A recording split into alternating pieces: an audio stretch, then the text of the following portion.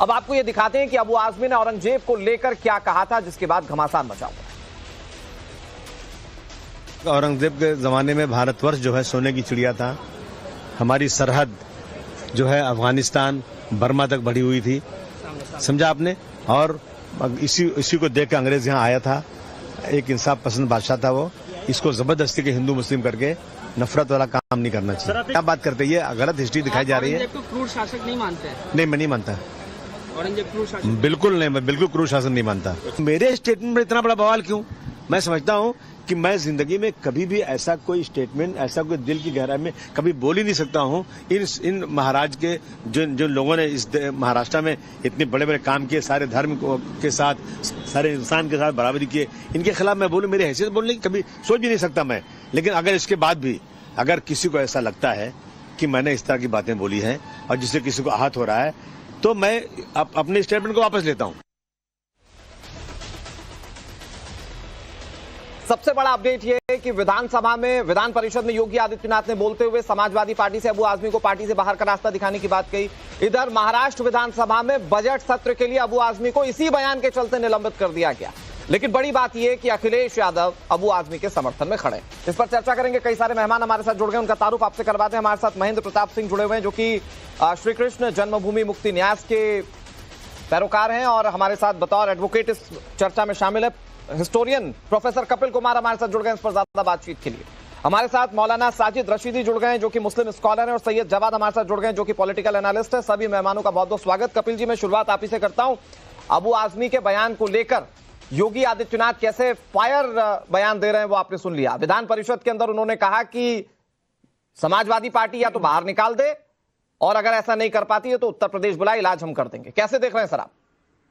देखिए, मेरा ये मानना है कि योगी जी क्यों कह रहे हैं कि समाजवादी पार्टी उनको निकाल दे या निलंबित करे, जो समाजवादी पार्टी कभी कर नहीं सकती, वो तो उनको सिर पे बिठा के चल रही है। तो योगी जी क्यों ये मांग कर रहे हैं? देखिए, इन लोगों को एक बात नहीं मालूम, ये लोग क्योंकि पढ़ते पढ़ाते नहीं है। पाकिस्तान की इतिहास की किताबों को पढ़िए जो बच्चों को स्कूल में पढ़ाई जाती है। उन किताबों के अंदर औरंगजेब को पाकिस्तान का जन्मदाता बताया जाता है। जाके मैं जब बाहर था तो मैंने मंगा करके ये किताबें उनकी देखी थी, और स्कूल में क्या पढ़ाते हैं उस चीज को लेकर।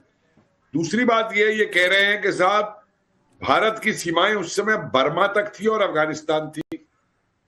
अरे साहब, औरंगजेब तो बंगाल तक पे कब्जा नहीं कर पाया था, आसाम तक पे कब्जा नहीं कर पाया था, दक्षिण भारत पे नहीं कर पाया था। वो बर्मा तक की तो बात छोड़ दो, और अफगानिस्तान तक औरंगजेब का कब्जा था। मतलब क्या बात करते। एक अभियान मुगलों के समय में अफगानिस्तान पे हुआ जो मान सिंह को भेजा था अकबर ने, लेकिन मुगलों का भी कभी वहां पे, इनके दादा परदादाओं का भी वहां पे कब्जा नहीं रहा। उसके बाद औरंगजेब का अपना जो इलाका था जी, भरतपुर में तमाम इसके खिलाफ विद्रोह के जाट अपने को स्वतंत्र कराया। अहिल्याबाई का था उधर मध्य प्रदेश में, छत्रसाल का था उधर न जाने कितने लोगों का। और देखिए, अपने आप को हिंदुस्तान का बादशाह कहते थे, लेकिन हिंदुस्तान पे इनका कब्जा कभी नहीं रहा। हाँ, पहली बार हिंदुस्तान ने एक मुगल बादशाह को, सारे हिंदुस्तान ने जब अपना बादशाह माना था, तो 1857 में बहादुर शाह जफर को माना था जी, जिसकी हुकूमत चांदनी चौक की गलियों तक रह गई थी। लेकिन आप क्योंकि हिस्टोरियन भी है प्रोफेसर कपिल, और आपने इसको बहुत क्लियर समझाया भी। लेकिन अबू आजमी इंसाफ पसंद बादशाह बता रहे थे, वो कह रहे थे इतिहास ने गलत पढ़ाया इस बारे में।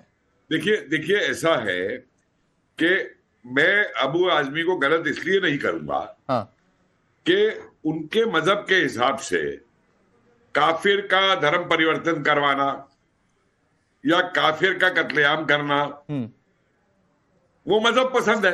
मतलब वो सिर्फ वो बोल रहे हैं जो उनके धर्म में पढ़ाया जा रहा है, आप ये कहना चाह रहे हैं? नहीं, मैं ये कहना चाहता हूं कि देखिए, आज का भारत का हमारे जो मुसलमान है, मान लीजिए इमाम साहब बैठे हैं साथ में, दूसरे भाईजान बैठे हैं साथ में जी, कोई हम ये नहीं कहते कि भाई आज का मुसलमान इस देश का, हमारे भारत का जो हमारा मुसलमान है, ये इसके लिए जिम्मेवार है। लेकिन अबू आजमी साहब क्यों औरंगजेब का ठीकड़ा अपने सिर पे लेके फिरते हैं, और क्यों मुलायम सिंह या यादव की जो पार्टी है ये उस ठीकरे को लेकर के फिरती है? तो ये तो जब इसकी, देखिए, ये बार बार very valid point sir, very valid point.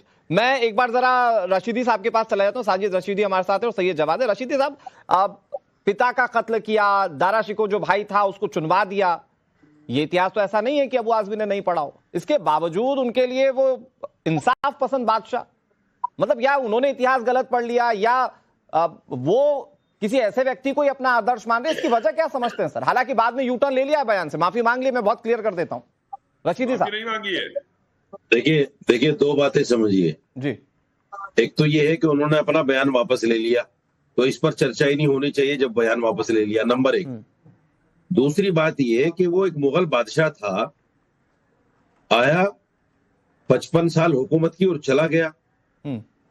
कोई भी हिंदुस्तान का मुसलमान उसको अपना आइडियल नहीं मानता जी। कोई भी हिंदुस्तान का मुसलमान उसके पीछे चलने को तैयार नहीं है। कोई भी हिंदुस्तान का मुसलमान उसकी पगड़ी अपने सर पर रखने को तैयार नहीं है। लेकिन बार बार औरंगजेब पर सियासत क्यों होती है देश में, ये एक बहुत बड़ा सवाल है। हाँ। नहीं तो ये बहुत बड़ा सवाल तब होता है ना जब अबू आजमी कहते हैं कि वो इंसाफ पसंद बादशाह था। ये तो सियासत तो तब शुरू होती है ना। मैं यही तो कह रहा हूं आपसे कि औरंगजेब पर कोई औरंगजेब को गाली दे रहा है, कोई औरंगजेब को अच्छा बता रहा है, इस पर सियासत हो क्यों रही है? हाँ। ये तुष्टीकरण की राजनीति नहीं तो और क्या है? हर कोई जो उसको अच्छा बता रहा है वो मुसलमान का वोट लेना चाहता है, जो उसको गलत बता रहा है वो हिंदू को वोट लेना चाहता है। ये तुष्टीकरण की राजनीति है। दूसरी बात नहीं रशीदी साहब, आप कॉन्ट्रोडिक्ट करते हैं अपनी बात पर। नहीं रशीदी साहब, मैं रोक रहा हूं। रशीदी साहब, आई हाईली कॉन्ट्रोडिक्ट। मैं ये कह रहा हूं, अगर आप ये कहते हैं कि मुसलमान औरंगजेब की पगड़ी नहीं पहनना चाहता, तो फिर मुसलमानों का वोट बैंक कैसे मिलेगा औरंगजेब का समर्थन करके? मतलब हीरो मानते औरंगजेब को तब तो वोट मिलेगा ना सर। यही तो सोच आपकी गलत है। मेरी नहीं सर, ये तो मैं आपकी बात से निकाल कर कह रहा हूं। नहीं, आप गलत कह रहे हैं। आप देखिए, मुसलमान औरंगजेब के नाम पर वोट ही नहीं कर रहा है। हाँ। बिल्कुल नहीं कर रहा है। सियासत हो रही है उसके नाम पर। कौन मुसलमान है जो औरंगजेब के नाम पर वोट देता है, मुझे बताइए। एक भी हिंदुस्तान में मुसलमान ऐसा नहीं है जो औरंगजेब के नाम पर किसी पार्टी को वोट दे। अरे भाई, औरंगजेब से हमारा क्या लेना देना? औरंगजेब कब था, हम आज हैं। हाँ। औरंगजेब से कोई लेना देना मुसलमान का नहीं है। हाँ। और जो लोग इस पर सियासत कर रहे हैं वो घटिया सियासत, घटिया राजनीति है। सर इसका मतलब ये रशीदी साहब एक लाइन में, इसका मतलब ये कि समाजवादी पार्टी अगर डिफेंस में खड़ी अबू आजमी के तो गलत कर रही। देखिए, ये रैपिड फायर तो है नहीं। हाँ। क्या गलत है और क्या सही है? नहीं, आप तो मैंने आपको बता दिया। अगर मेरे बयान से ये तो समर्थन गलत आप खुलकर कह रहे हैं ना सर। सुनिए, तो अगर औरंगजेब का समर्थन करती हुई कोई पार्टी है और आप भी चाहते हैं कि इस पर सियासत ना हो, तो समाजवादी पार्टी गलत है उस लिहाज से। आप खुलकर कहिए भाई, सवाल भी निकालो तो ऐसा तो निकालो जो सवाल हो। अगर मेरे बयान से आपको यही नहीं पता चल पाया कि समाजवादी गलत कर रही है, सही कर रही है, मैं तो कह रहा हूं खुलकर कह दीजिए। मैं ना समझ आपके हिसाब से, ये तो मेरा बोलना जनता ना समझ है, आप खुलकर कह दीजिए समाजवादी पार्टी गलत कर रही है।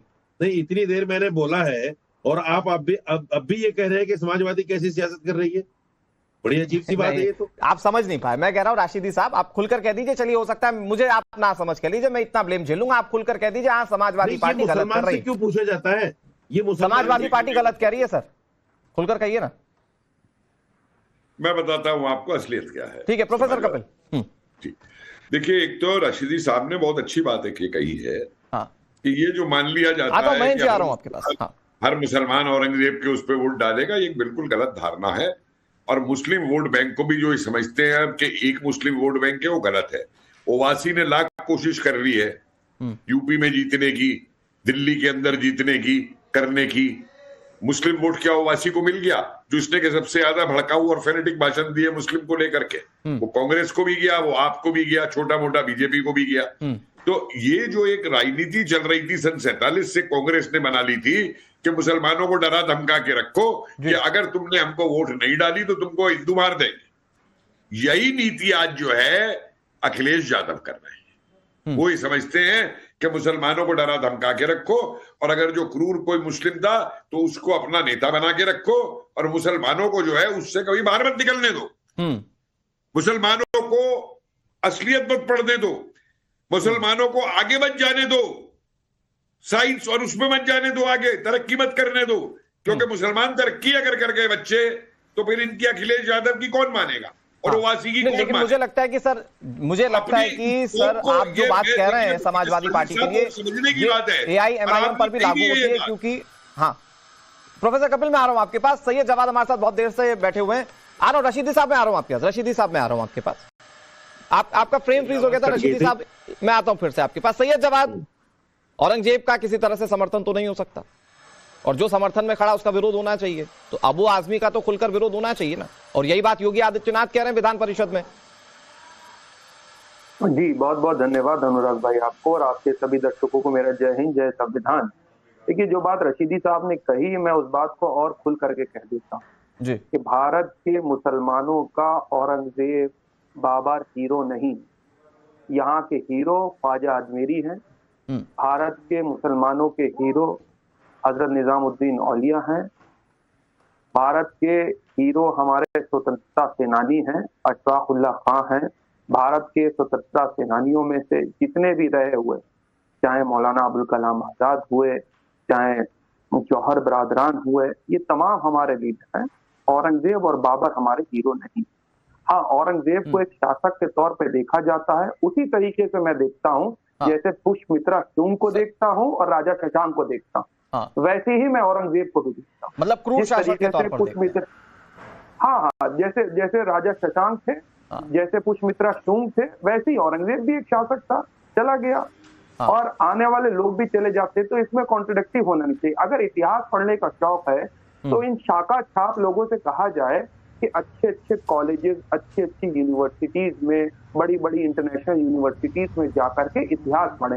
शाखा के अंदर जाकर के शाखा छाप ही ज्ञान मिलेगा, कोई ज्ञान वर्धन नहीं होगा। दूसरी सबसे बड़ी बात कह दूं, अब मुगलों के ऊपर बात आती है। अब मुगलों की रिश्तेदारी किससे रही है, अब मैं बोलूंगा तो हो सकता अनुराग भाई आपको भी बुरा लग जाएगा। मुझे क्यों लगेगा? फिर मैं राजा नहीं, मैंने कहा हो सकता कुछ हो भाई, ये तो मैं भी मुगल को बोलूं, हो सकता है आपको बुरा लग जाए। फिर मेरी कोई रिश्तेदारी नहीं मुगलों से, मेरी कोई रिश्तेदारी नहीं किसी से, मेरी तो किसी से कोई रिश्तेदारी नहीं। मुझे क्यों बुरा लगेगा? आप देखिए पुरानी डिबेट्स में भी आपने बीजेपी को बोला, बीजेपी होती तो वो बीजेपी विरोध करती, बीजेपी है ही नहीं। मान सिंह, अरे सुन तो लीजिए, राजा जय सिंह और मान सिंह के जो वंशज हैं, हो सकता है उनको बुरा लग जाए, मुझे क्या पता, मैंने थोड़ी ना कहा। अब ये तो आपकी रिश्तेदारी का मसला है, अब उनके मानने वालों को बुरा लग जाएगा, मैं कोई टीका टिप्पणी नहीं करता। अच्छा मुझे एक बात बताइए सैयद जवाद भाई, एक बात बताइए सैयद जवाद भाई, एक बात बताइए। प्रोफेसर कपिल ने हाथ उठा दिया, वो आपको इस पे इतिहास के मामले में काउंटर करेंगे, लेकिन सैयद जवाद भाई एक बात बताइए, मतलब आपको बुरा तब लगता है जब आपके रिश्तेदारों की बात होती है। आता हूं महेंद्र जी, मैं आ रहा हूं बस इसके बाद आप ही के पास। हाँ भाई, मेरी मुगलों से कहीं दूर दूर तक कोई रिश्तेदारी नहीं। हम तो इस देश के चाहने वाले हैं, हमारे बाप दादा अजदाद ने कुर्बानी दी है। लेकिन अनुराग भाई, जिना के चाहने वालों को आप लोगों ने, जिना की मजार पे जाने वालों को आपने भारत रत्न दिलवाया है और तालियां पीटी है कि क्या कारनामा करके आया था। वाह वाह वाह वाह, जिना की मजार पे कसीदे पढ़ने वालों को भारत रत्न अनुराग भाई आप जैसे लोगों ने ही दिलवाया। नहीं सैयद जवाद भाई, गलत इंफॉर्मेशन है। ठीक है, इस तरह के आरोप लगते रहे, इस तरह के आरोपों पर मुझे लगता है कि चर्चा की बहुत जरूरत नहीं है। लेकिन महेंद्र जी एडवोकेट भी हैं और सुनिए 10 सेकंड दे दीजिए, मैं अपनी बात खत्म। अच्छा सही जवाब में जल्दी से 10 सेकंड। औरंगजेब और बाबर के चाहने वालों को उन्होंने दूसरा मुल्क ले लिया धर्म के आधार पर। हाँ, हमें तो यहाँ वीर अब्दुल हमीद का चाहिए था देश, तो हम वीर अब्दुल हमीद के देश में रहे, अशफाक उल्लाह खां के देश में रहे, और हम ताउमर रहेंगे, पंडित राम प्रसाद बिस्मिल की दोस्ती में रहेंगे, ठाकुर रोशन सिंह की दोस्ती में रहेंगे। ये हमारा मुल्क। प्रोफेसर कपिल कुछ कहना चाह रहे जल्दी से सर, प्रोफेसर साहब ने लिया। देखिए, इन्होंने एक बहुत अच्छी बात कही जब इन्होंने अब्दुल हमीद का नाम दिया, अशफाक उल्लाह खान का नाम दिया।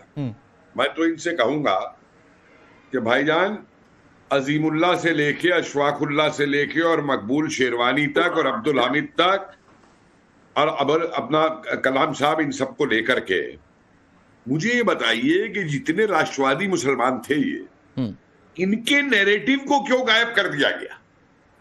अबुल आजमी साहब जो है, कभी अशफाक उल्लाह का नाम क्यों नहीं लेते? अजीमुल्लाह का नाम क्यों नहीं लेते?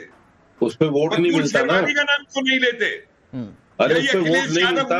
सुनिए मेरी बात, सुनिए कपिल जी, उस पे वोट नहीं मिलता। अजीमुल्लाह, इनका नाम क्यों? अखिलेश यादव को ये नहीं याद आता जब वो बात करते हैं? 10 सेकंड। हाँ सुनिए, आऊंगा। और मेरी एक निवेदन है, मेरा आपसे एक निवेदन है, आप इसमें एक पहल कीजिए। सुनिए मेरी एक बात, आपसे रिक्वेस्ट कर रहा हूँ, 1 सेकंड मेरी बात सुन लीजिए, मैं खत्म कर रहा हूँ। मेरा आपसे एक निवेदन है भाईजान, मैं खुद बच्चों के लिए अजीमुल्लाह से लेके अशफाकुल्लाह से लेके जनरल शाहनवाज तक लेके और ब्रिगेडियर उस्मानी तक लेकर के छोटी छोटी पुस्तकें लिख करके दूंगा। क्या आप उन पुस्तकों को मुस्लिम छोटे बच्चों को पढ़ाने के लिए जिम्मेवारी लेंगे?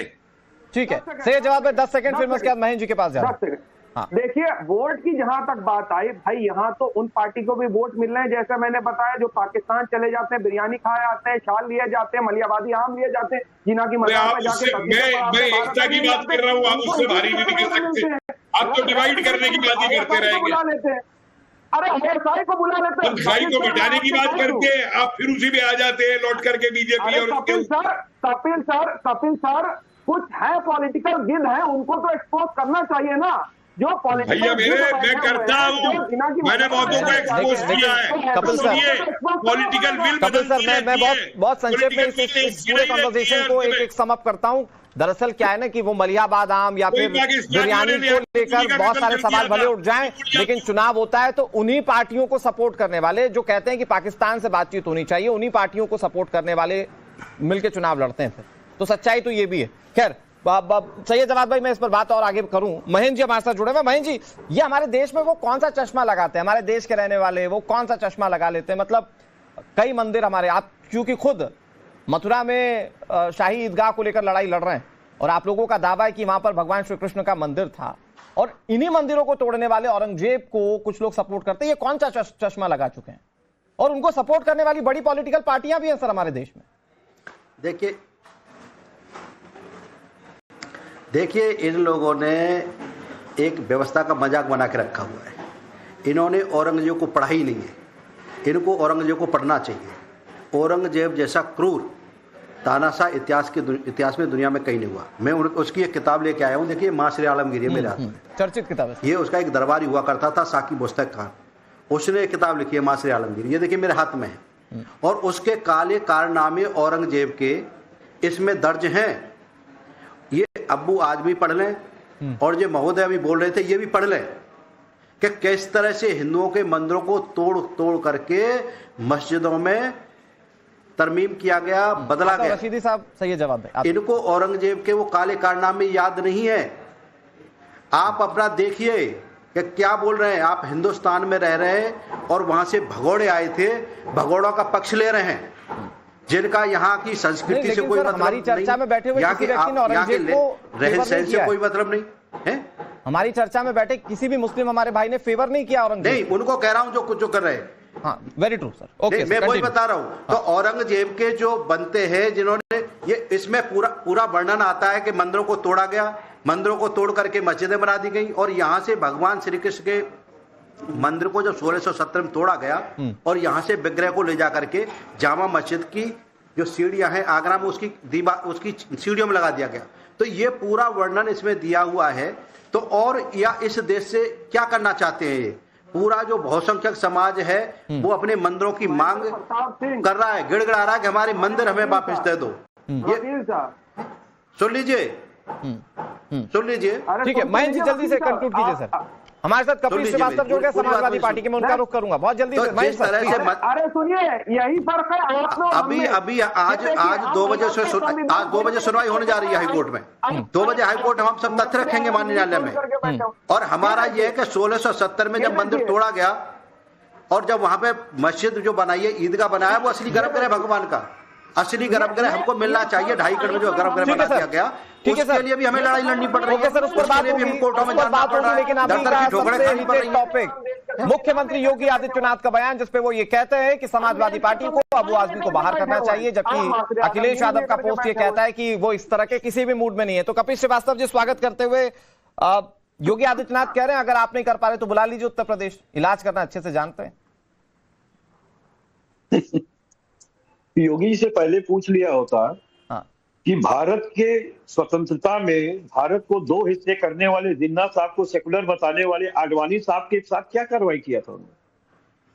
वो तो राष्ट्रीय अध्यक्ष भी भाजपा के रह चुके हैं, वो उप मुख्यमंत्री भी रह चुके हैं, वो गृह मिनिस्टर भी रह चुके हैं, और ये सब रहते हुए उन्होंने जो पाकिस्तान और हिंदुस्तान के को बनाने वाले जिन्ना साहब है उनको सेकुलर बताया और उनकी अपने किताब में लिखा। तो योगी आदित्यनाथ जी उन पर कार्रवाई क्यों नहीं कर रहे हैं?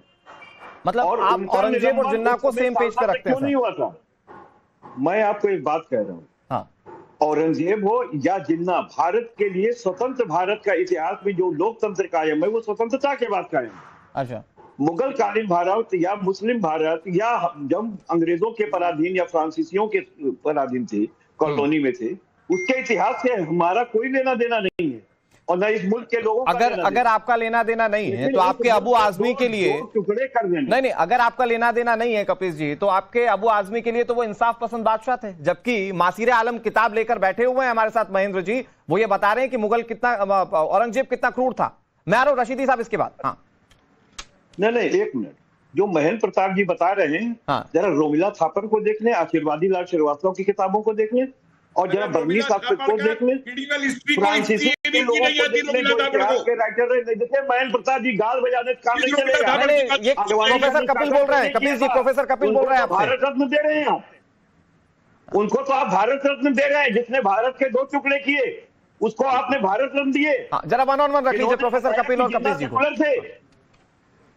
देखिए, इनको पहले एक बात तुम्हें बता दूं। हाँ कपिल जी जवाब दे रहे हैं कपिल जी आपकी बात का। मैं भी इस बात को कहूंगा, जिन्ना सेकुलर था, और क्यों था जिन्ना सेकुलर मैं आपको बताता हूं।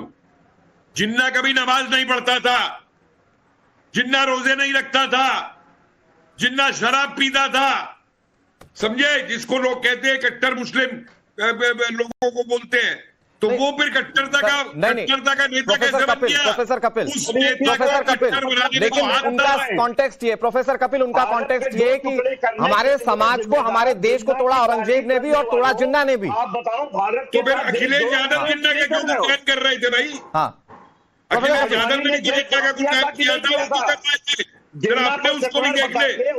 देखिए, समाजवादी पार्टी, एक बात समझ लो, एक बात समझ लो, क्या कर रहे थे जिनको भारत सब आगे बेवकूफ बना रहे हो। जैसे मुसलमानों ने कांग्रेस को छोड़ा है, वैसे ही तुम्हारी पार्टी को छोड़े। ठीक है, ओके कपिल जी, लेकिन कपिल जी एक छोटी सी बात मैं आपसे कहना चाहता हूं। अगर आप कह रहे हैं कि जिन्ना की पैरोकारी करने वालों पर कार्रवाई हो, मैं कहता हूं हो, आपकी मांग ठीक है, लेकिन मैं ये भी कहता हूं कि अबू आजमी जैसों पर भी कार्रवाई हो, वो आपको करनी है। देखिए, महाराष्ट्र विधानसभा ने कार्रवाई कर दी, आप जिसको डिफेंड कर रहे हैं उन्होंने खुद अपने बयान पर यूटर्न ले लिया। कपिल जी, आप जिसको डिफेंड कर रहे हैं ना, उन्होंने खुद अपने बयान पर यूटर्न ले लिया है। नहीं, ये कपिल कुमार है कौन?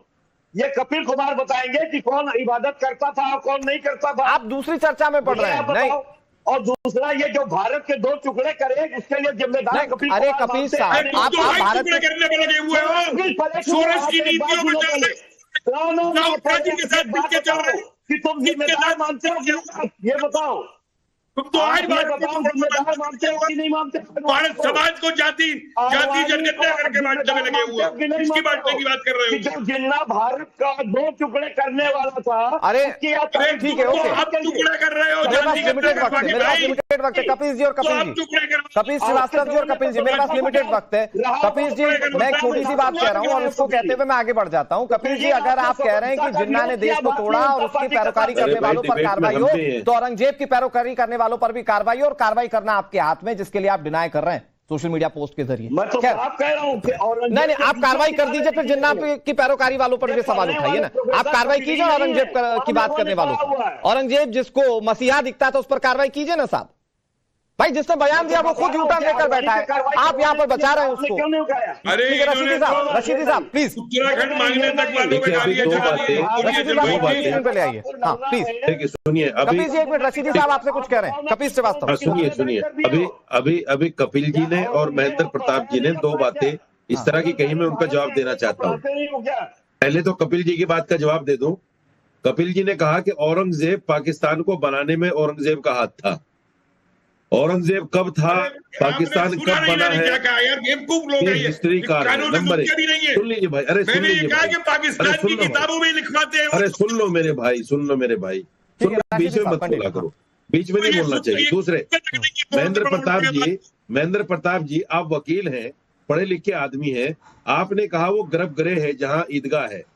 गर्भगृह तो बाबरी मस्जिद भी थी, उस गर्भगृह पे तो मंदिर बनाया नहीं आपने। उस जगह को छोड़ के 1.5 किलोमीटर दूर पे मंदिर बना दिया जाके, फिर उस गर्भगृह का क्या हुआ? हालांकि मैंने बीजेपी को वोट किया है और मैं औरंगजेब को समर्थन नहीं करता, मैं समर्थक हूं इस बात का। लेकिन आप मुझे बताइए, गर्भगृह पर मंदिर बाबरी मस्जिद में क्यों नहीं बना अयोध्या में? ठीक है, तो मथुरा में आप गर्भगृह की बात कर रहे हो, जरा पढ़ लिख लिया करो मेरे भाई। आप मुसलमान नफरत में इतना बह जाते सबसे अच्छी बात क्या है ना, महेंद्र जी तो वैसे भी कोर्ट की कसौटी पर खड़े उतरेंगे, जब उनके पक्ष में फैसला आएगा ना, वहां तो वो तो कोर्ट के दर पे। रशीदी साहब उन पर सवाल छोड़ दीजिए, वो तो कोर्ट के यहाँ पर पहुंच चुके क्या हालात हैं, क्या बात, वो तो कोर्ट के यहाँ पहुंच चुके। मैं तो कह रहा हूँ आपकी ये बात मुझे अच्छी लगी कि आप औरंगजेब के साथ खड़े नहीं है, तो ये बात तो समाजवादी पार्टी को भी सुननी चाहिए। और कपिल श्रीवास्तव जी, रशीदी साहब कह रहे थे कि औरंगजेब पर वोट नहीं पड़ते, तो मैं इस पर जवाब लूंगा आपसे बहुत जल्दी से। सैयद जवाद जी, सैयद जवाद जी, एक मिनट आ रहा हूँ। कपिल साहब सबसे एंड में आपके पास आऊंगा। सैयद जवाद, आज माननीय मुख्यमंत्री योगी जी ने कहा कि हम इलाज कर देते हैं। हाँ भाई साहब, गोरखपुर में 2017 में ऑक्सीजन की कमी से जिन बच्चों की जान चली गई, अरे सचमुच का इलाज तो कर नहीं पाए। और वो कौन सा इलाज करते हैं हमें तो आज तक समझ नहीं पाया। आज भी स्वास्थ्य व्यवस्था, उत्तर प्रदेश की स्वास्थ्य व्यवस्था बेइंतहा खराब है। ठीक है, योगी आदित्यनाथ जी से बताइए। ठीक है Mahendra ji last 10 second sir आपके, फिर लास्ट में कपिल जी के पास जाऊंगा। Mahendra ji last 10 second please sir. देखिए मेरी बात सुन लीजिए, जिस तरह की बात अभी महानुभाव कह रहे थे, पहले उन्हें तथ्यों को जानकारी होनी चाहिए। जितना भी ये 13.37 एकड़ की जमीन है मथुरा वाली श्री कृष्ण जन्मभूमि की, और जिसमें 2.5 एकड़ में शाही ईदगाह कहते हैं आप लोग, वो बना हुआ है। इसमें जितने भी रेवेन्यू रिकॉर्ड हैं, आपके पास कोई सिंगल डॉक्यूमेंट नहीं है। रेवेन्यू रिकॉर्ड के अलावा खसरा खतौनी में आपका कहीं नाम दर्ज नहीं है। इतिहास की किताब है मेरे हाथ में, और देखिए फ्रैंकोस गोटियर लेके आया हूँ। आप सुन लीजिए, देखिए प्लीज आप सुन लीजिए। फ्रैंकोस गोटियर लेके आया हूँ, फ्रैंकोस गोटियर की किताब देख लीजिए। इसमें पूरा वर्णन है कि किस तरह से मंदिर तोड़े गए, किस तरह से क्या किया। पूरा फ्रैंकोस गोटियर सुनवाई कर रहा है, फ्रांस का इतिहास। और आज बात औरंगजेब की हो रही जिसने मंदिरों को तोड़ा। खैर समाजवादी पार्टी से दो टूक कह रहे हैं योगी आदित्यनाथ की आप निकाल दीजिए, नहीं तो आप हमें दीजिए यूपी लाकर, हम इलाज कर देंगे। लेकिन समाजवादी पार्टी की डिफेंड कर रही है और इस पर आगे चर्चा है कहां तक जाती है, क्योंकि खुद अबू आजमी तो यू टर्न ले चुके हैं, समाजवादी पार्टी उनके स्टैंड पर स्टैंड ले रही है। बहरहाल वक्त एक छोटे से ब्रेक का है। सभी मेहमानों का बहुत बहुत शुक्रिया। ब्रेक पर जाने